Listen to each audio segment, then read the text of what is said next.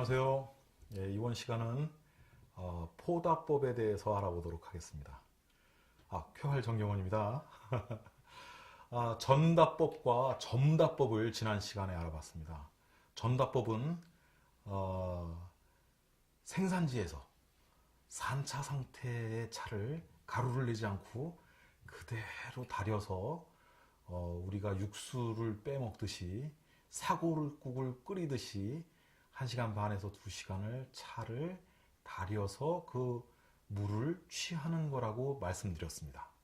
그리고 두 번째 점다법은 이러한 차가 소비지에 도착해서 상인들이 차를 팔려고 했을 때 사람들이 부서진 차를 사가지 않으니까 아예 가루를 내가지고 모든 차를 가루를 내서 팔다 보니까 점다법이 소비지에서 식이섬유만 빼고 식이섬유에서 우러져 나온 나머지 것들을 마시는 방법이라고 말씀드렸죠. 자, 근데 명나라 때 의외로 사람이 죽는 바람에 앞으로 가루차를 파는 모든 사람의 목을 베라 라고 얘기하는 바람에 이게 점다법이 사라져버리고 포다법이라고 하는 차 전체를 다리는 방법으로 바뀌었습니다. 자, 그런데 이 포다법은 우리가 알고 있는 자사호나 또는 다관 또는 개환에 넣어서 뜨거운 물을 부어서 용출된 물을 마시는 방법인데요. 이 방법을 사용하다 보니까 보이차에는 사실 이게 맞지 않는 부분이 있었습니다. 요거는 녹차와 홍차 그리고 기타 불발효차 또는 반발효차에 어울리는 다법이고요. 그리고 새싹으로 만들어진 차들이 차들에게 맞는 방법이 바로 요 포다법입니다. 다관을 이용한. 그러나 이번 시간에 아직까지도 포다법으로 보이차를 드시는 분들이 많기 때문에 포다법으로 보이차를 마시는 방법을 알아보도록 하겠습니다. 일단 병차를 준비하고요. 그리고 병차에 보이도를 이용해서 병차를 부숴줍니다. 부숴주고요. 그리고 부서진 차를 사실 5g 정도를 9g 정도를 차시에 넣고 무게를 단 다음에 그 다음에 다관 안에 넣어주죠. 그리고 준비된 뜨거운 물을 준비하시고요. 수구와 찻잔을 준비합니다. 자, 뜨거운 물은 이미 잘 밖에서 달여졌는데요. 끓는 물을 부어주시고요. 그리고 통상 자사호나 다관 밖에도 이렇게 부어줍니다. 온도를 최대한 잃지 않게 해주기 위한 방법인데요. 통상 첫 번째 차는 한 30초 정도 놔둡니다. 놔둬서 차 밖에 붙어있던 어떤 먼지라든가 그리고 또 차 밖에 붙어있던 여러 가지들 차를 뭐 깨워준다라고도 이야기를 하는데 30초 정도를 넣어주면 차 입이 다시 살아납니다. 살아날 때 이렇게 지금 보시는 것처럼 물이 한번 밖으로 뽁 나오고 다시 들어가고 뽁 나오고 들어가고 하는 걸 보실 수 있는데 이제 뭐 우리들끼리는 숨을 쉰다라는 이야기를 하는데 이런 현상이 다관 또는 자사호에서 특히 많이 일어나고요. 그 다음에 30초가 지난 후에 기존의 수구와 찻잔을 데피기 위해서 잘 빼주면 됩니다.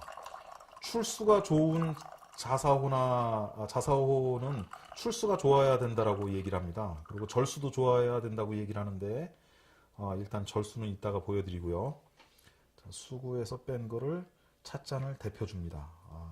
그리고 남은 차는 사실 비에커런이라고 해서 이러한 차를 하다 보면은 거북이가 될 수도 있고 그리고 또 삼족 두꺼비가 될 수도 있고 여러 가지 그 물건들이 있는데요. 그게 이제 비에커런이라 가지고 찻상에 저와 손님 그리고 또 다른 손님이라고 얘기하는 거죠. 거기에 나머지 찬물을 부어줍니다. 그래서 뭐 오랫동안 차를 나하고 같이 마시는 친구라고 생각을 하는데요. 그렇게 하고 그리고 찻잔도 일단 데펴졌으니까 첫째 물은 이렇게 버리고요.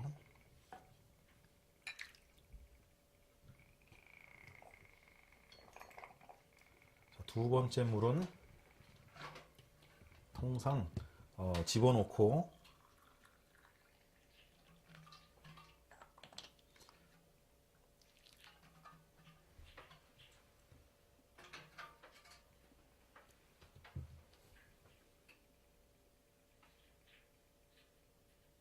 빠른 시간에 빼줍니다. 절수는 눌렀을 때 물이 잘 서야 되는데 나가고 쓰고 하는 이 절수가 잘 돼야 된다라고 하는데 일단 그 절수와 그리고 출수를 보고 자사오는 고르시고요. 두 번째 잔은 이제 마시는 잔이 되겠습니다. 이러한 방법을 여러 번 하셔서 보이차 같은 경우에는 한 10번에서 20번을 우려 드셔도 계속 나옵니다. 녹차 같은 경우에는 3번째가 가장 맛있고 그리고 그 이후에는 그 맛이 빠져버리는데 이유는 간단합니다. 녹차는 여러 번 덮기 때문에 덮고 비비기 때문에 유념하기 때문에 꼭 안에가 텅 비어있는 꿀꽈배기처럼 돼버립니다. 밖에 누룽지가 탄화된 차의 성분들이 누룽지처럼 붙어있는 형태가 되고 그리고 보이차는 단 한 번만 덮기 때문에 밖에 있는 큐티클 층만 떨어져 나가고 안에 있는 성분들은 그대로 남아있게 되죠. 그래서 높은 온도에서 식히지 않고 녹차는 통상 75도 정도 온도를 낮춘 다음에 우려서 마시게 돼 있는데 보이차의 경우에 그냥 끓는 물을 그대로 사용하는 이유가 한 번밖에 덮지 않았기 때문에 모든 성분들이 다 그대로 있습니다. 그렇기 때문에 10번에서 20번을 우려도 그대로 나오는 이유입니다. 자, 차 한 잔 하시고요. 네, 좋습니다. 근데 이제 전다법과 포다법의 가장 구체적인 구분점을 아셔야 됩니다. 아무리 잘 만든 차여도 다법이 틀리면 그 방법이 틀리면 마시는 방법이 틀리면 효과에 도달할 수가 없게 됩니다. 이 포다법으로 달인 차는 나중에 맛이 없을 정도까지 빠져도 이 차 잎을 먹어보면 아직도 차 잎 안에 많은 맛이 남아 있습니다. 그래서 일부 사람들은 이 안에 포다법으로 낸 차를 불용성, 물에 녹지 않는 것들도 있다라고 얘기를 하는데 당연히 그럴 수밖에 없습니다. 20번을 우려도 이유는 뭐냐면 돼지를 잡았는데 껍데기만 먹는 꼴이 됩니다. 돼지를 잡고 껍데기와 삼겹살 정도만 먹고 안에 있는 고기와 뼈는 버리는 꼴이 됩니다. 그렇기 때문에 우리는 그동안 좋은 차를 만나면 이렇게 포다법으로 우려 드시고 난 다음에 남은 차잎은 밥에다가 넣어서 또는 반찬으로 해서 먹었었습니다. 그런데 전다법은 2시간을 1비 또는 2비의 물에서 달이다 보니까 이 안에 있는 모든 것들이 용출돼 나와서 그 남아있는 차잎을 먹어도 아무 맛이 없는 정말 식이섬유만 남아있는 것을 발견할 수가 있습니다. 그거는 불용성이 아니라 모든 것이 이미 용출돼 나와서 물과 함께 있는 상태가 됩니다. 자, 동양에서는 모든 먹을 것을 기와 미로 나눕니다. 그것을 신농시의 기미론이라고 이야기하는데요. 이렇게 우려서 드시는 것은 향기의 기를 드시는 방법입니다. 사실은. 그래서 차가 가지고 있는 바깥의 외형에서 뿜어져 나오는 향기를 사실 마셨다고 우리가 착각하는 것일 수도 있어요. 요거를 그래 향긋해 좋아 순간적인 어떤 기운을 섭취해서 나의 기분을 높이는 방법이 바로 이 포다법의 핵심입니다.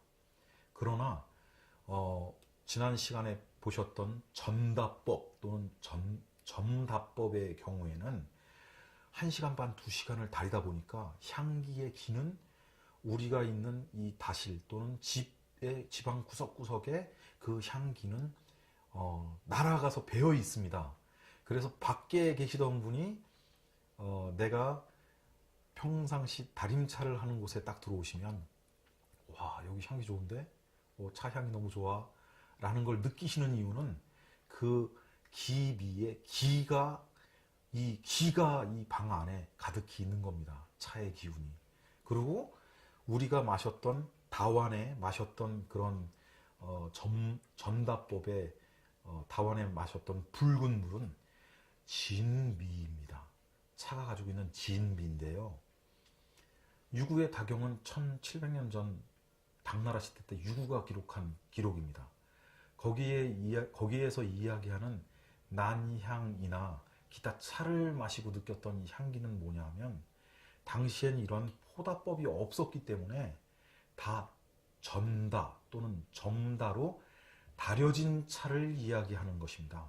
그렇기 때문에 여러분들이 차를 통해서 어떠한 해독이라든가 차가 줄 수 있는 이로움에 하시려면 반드시 포다법보다는 점다나 점다법을 이용하시는 것이 유리하다라고 저는 생각합니다. 자, 포다법은 일단 기운이 처져 있거나 그리고 또 기운이 아주 낮게 돼 있을 때 사람의 기운을 업시킬 수 있는 방법이라는 것을 말씀드리면서 오늘의 포다법 강의를 마치도록 하겠습니다. 좋은 차 생활 되세요. 폐활정병원이었습니다.